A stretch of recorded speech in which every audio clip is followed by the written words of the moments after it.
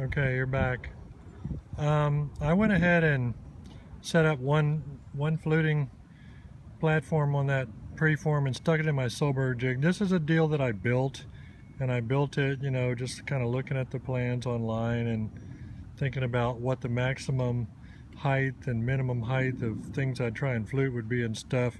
And basically, over here you've got like a tower that has adjustments for the back end of the support bars, and here you've got the support bars, and what you can see is they grab onto the sides of the point at the top of the point where the fluting platform is, and then you've got a copper bit that has adjustments in it, and you have a lever. The lever goes under the edge of this platform right here, and it butts up against this little table, and I can adjust the angle of the copper bit. Let's see, I can adjust the angle outward or inward on that copper bit by just sliding the contraption back and forth to move on that flat end of that lever, to move it outward or inward underneath the base of the thing. So it's sort of infinitely adjustable for that. That's really critical because I'm putting you down here where you can see that angle that the bit is pulling on downward onto your platform is critical. If it's too far inward, it'll be more of an acute angle, and it'll be a thing that'll reverse and cut your thing in half. If it's too far outward, away from the point, then what'll happen is your flute will run short and it'll feather out. It won't go very far. So it's kind of a judgment call, and as to how much of an angle you put it. I try and put it a little bit outward from parallel, not much. By the way, for this bolt here in this crossbar, I keep a spare one up in here that's a different length, so that I can grab real wide flutes, or real wide preforms, or narrow preforms. I can do either one. And then I adjust the back end depending on how long the thing is. I don't want those support arms to be much off of level, downward or upward. So if the point's a lot shorter or a lot taller, I move the back also. And then I use the adjustment on the copper bit to go up and down to try and get it to where my lever is more or less parallel to the ground. The reason for that is, if the lever is not parallel to the ground, then it tends to put inward or outward forces on that copper bit when you pull on it. And I want it to be pulling more or less straight down at whatever angle I've already established by where I got the whole thing oriented on the table. So anyway, I don't know if you can see, but the bit is barely on the platform, and hopefully the bit is level, and because I file it, you know, it boogers up, especially when you're fluting this raw flint. It kind of boogers up that little step on the bit that I've got filed in it, and I try and get it fairly regular. I just wrap leather around the ears of the thing instead of gluing leather in there. That way when the leather gets messed up, I can just use a new piece. I'm supporting the tip with leather, and usually I put another block under there of a harder material. But anyway, why is that not focusing? All of a sudden it's not focusing. Oh, there we go. I wanted to show you this other bit. This bit is made out of steel, and it just has a replaceable copper piece in there.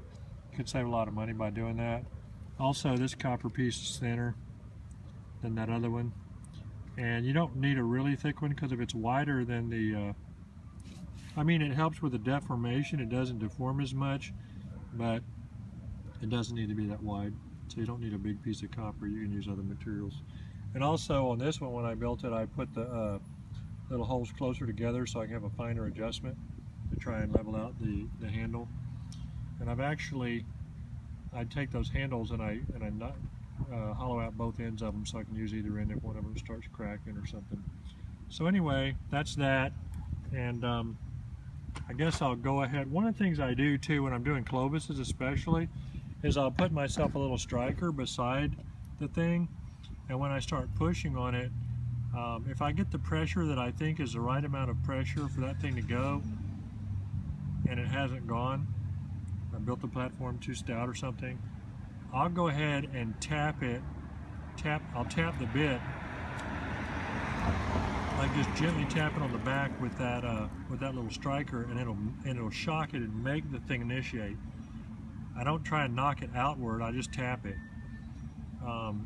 The reason for that is if you put pressure on your lever very much, if you put that preform under load, you can't really back off of it and go again, because you will have put microfractures in it and it'll usually fail. So what I do is I make it go ahead and initiate and just go.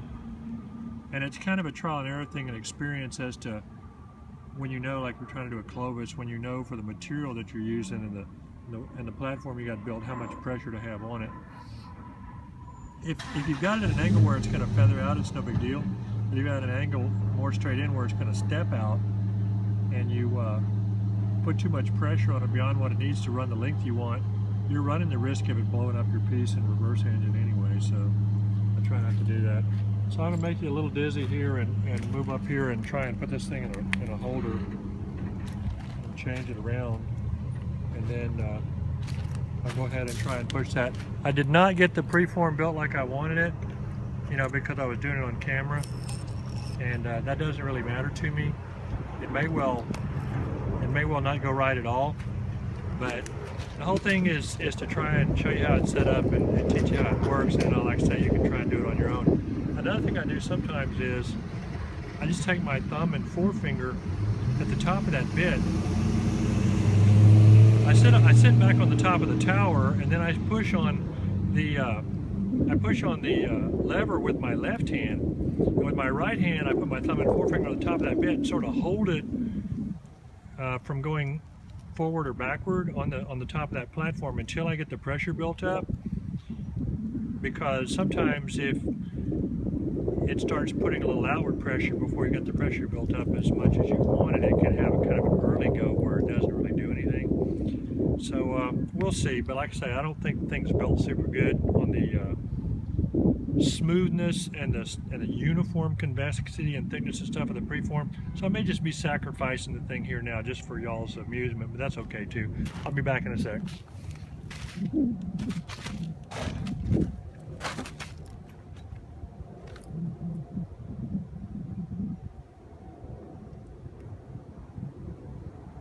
Okay, so we're going to put some pressure on it.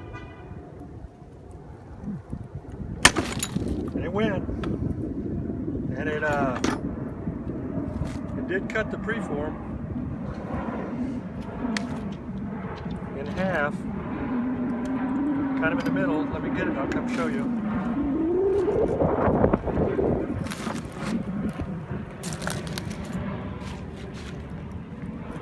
Okay, let's see if I can get behind this and see where you are. So you can see it reversed, and let's see if we can tell why it reversed. Well,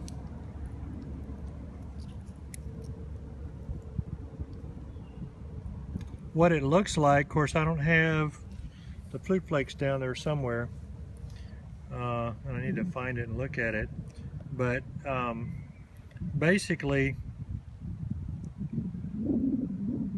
it looks like this spot right there may have been high, and so it's very possible that that there was a little bit, I didn't memorize these surfaces, so I can't remember, but it's very possible that there was a little bit lower spot before right there. And what happens is, the other thing is, if you get a flake in from the side that's a little bit low, what can happen is when it comes to a low spot, it has a tendency to run wide. It's running along, and then when it gets to a low spot, it tends to run wide. Well, as soon as it runs wide, it gets out near the edge. Well, as soon as it gets out near the edge, it is then at a point of lower resistance to cut through than to keep going, because it's going through mass up here. Well, if it gets to the edge, it can just cut through, and that's a shorter route and the easier route, and flakes are really lazy. They take the short, easy route, and so it cut it.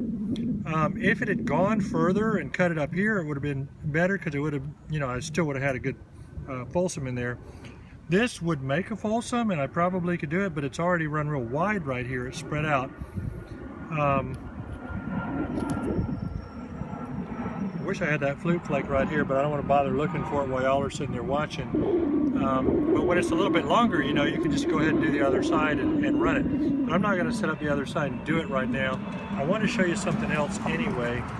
So hang on one second.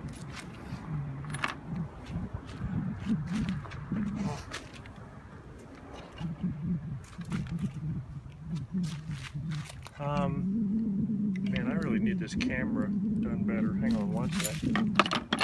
I've got to get you where I can see the camera and you can see also. I just wanted to, while I was doing this, show you another kind of jig. I wonder if the battery's low or something. This thing isn't focusing very well. This is an interesting little innovation.